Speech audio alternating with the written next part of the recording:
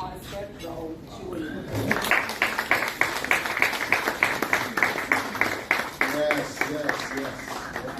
Wonderful. So I'd like to begin by, trying to, so that we could know each other. Right? Some of you have been invited by me. I've been running you down for you to get here. So I know everyone in this room, but everyone don't know everyone, right? So I'm just going to ask you, just for a few moments, just look across the table next to you and just introduce yourself. Just say something about yourself. Come on, let's get busy.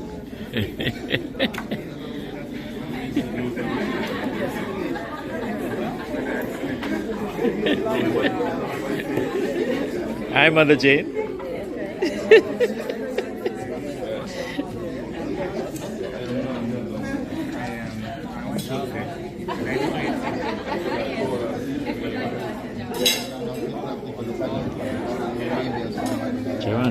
All right, you guys having fun yet? He moved his stand, so check it.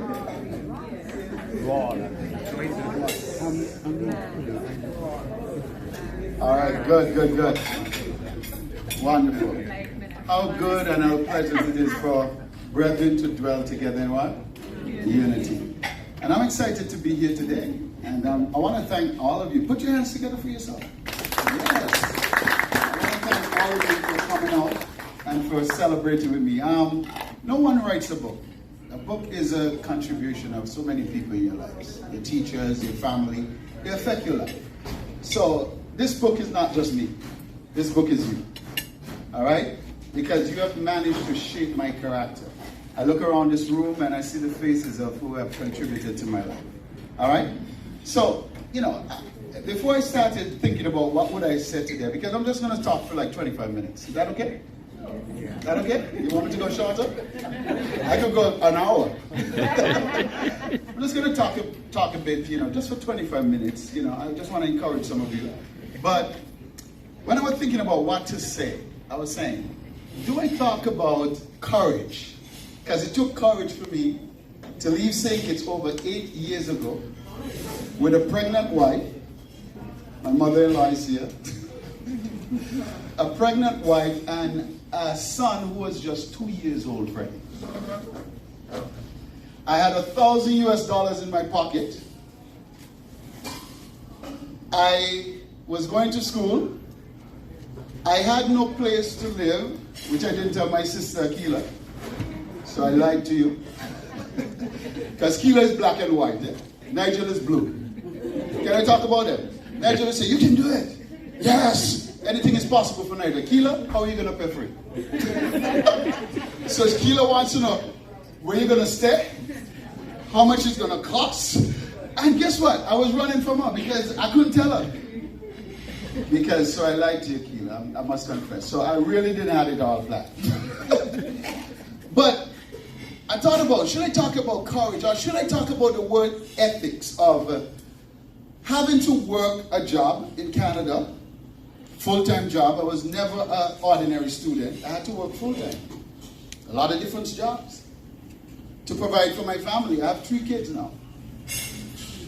Should I talk about the work ethics of me having to meet my assignments on time?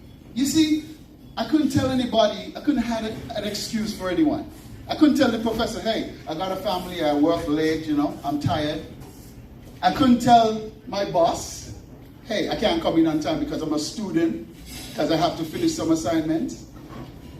But you know what I want to talk about today? I don't want to talk about the work ethic, but here's what I want to talk about. I want to talk about, and if you could just lend me, just stay focused. I want to talk to you today about not the courage or not the working involved, but I want to talk today about the weight. Everybody say the weight. Weight. Because the weight is very dangerous. The weight is where people give up on their dreams. And I want to talk to you today, if you look on the screen, I want to talk to you today about your dreams are not dead. They're only out of season. Oh, that's a good one. I want to say to somebody today that your dreams are not dead. They're only out of season. So we're going to really run here quickly, right? Let's run this quickly. So I'm going to give you some keys, all right? I'm going to give you keys to surviving seasons, to surviving the seasons outside of the manifestation of the dream. Is that okay? Because you see, life is what happens outside of the plan. Can I say that again? You know, some of us, we plan our lives. The marriage don't turn out how it's supposed to be. I thought it was good until I got married. I actually thought I was saved, Pastor Fancy, until I got married. My wife worshiped in a different way. And she started, looking at things in me and telling me, hey, you're wrong here. I thought it was good. Sometimes the education don't work. Listen, life will never present to you a good opportunity to make a move. You have to do it afraid. Everybody say, I got to do it afraid. Gotta do it afraid. So I'm going to give you quickly some keys. Are you ready? Great. So first of all, I want to talk about the purpose of season. How many of you know that everything that God has created has a purpose? Mm-hmm. Even the bad times you go through has a purpose. Am I making sense? I had a professor, you know what he told me one time? He said, James, nothing grows on the mountaintop. Everything grows in the valley. Mm. And some of us, we're running from the valley because we don't like the hard times. But guess what? That's important because I'm going to show you. Listen to this. So the purpose of winter, nobody likes winter, right? Mm. Everybody have something negative to say about winter. I'm in, not Canadian winter. Well, Canadian winter is a different type of winter. Trust me. They call it bitter cold. The most I've experienced is minus 30. Trust me, it's cold. So here's this. I want you to look at this. Winter is a time when plants can store up energy for new growth. If a fruit tree does not have enough chilling time, it will produce fewer and weaker buds. Look at that. So winter, that is seen so negative, has a purpose. Let's look at spring. Some of you don't like the rain, right? When it's raining, you feel depressed, you feel jittery. But rain has a reason. Rain has a purpose. Spring is the rainy season. But the rain is designed for the dormant plants to grow. So everything has a season. Look at this. God takes us through seasons to become seasonal. The reason why God will take you to season because he wants you to master the season. What did Paul say? Paul said, I know how to abase. I know how to abound. I know how to have lack. I know how to... He's trying to make you into a seasonal individual. Listen, God, the promise is not God's concern. It's the process you go through. So he will take you to this, and I'm talking, listen, I'm speaking from experience. Because I had a time in my life I wondered, what's going on? Remember, we're talking about the weight, right? How do you survive outside of the season when nothing is happening? Let's look at this. So when the right season comes, things will be fruitful. Wow. When the right season comes, things will be fruitful. All right. So let's run here. Let's get into the crux. So let me say this for just quickly. Every season submits itself to the law of time. Everybody say time. Time. Yes. Time is manifested in seasons. You know what happened? Some of you right now, you're doing well. But guess what? Live long enough. And guess what? Something bad is coming. So a difficult season is coming. I heard one pastor tell me one time, he said, I don't judge people. You know why I don't judge people? Because guess what? Just live long enough. Because today might be your day, but tomorrow might be someone else. Am I making sense?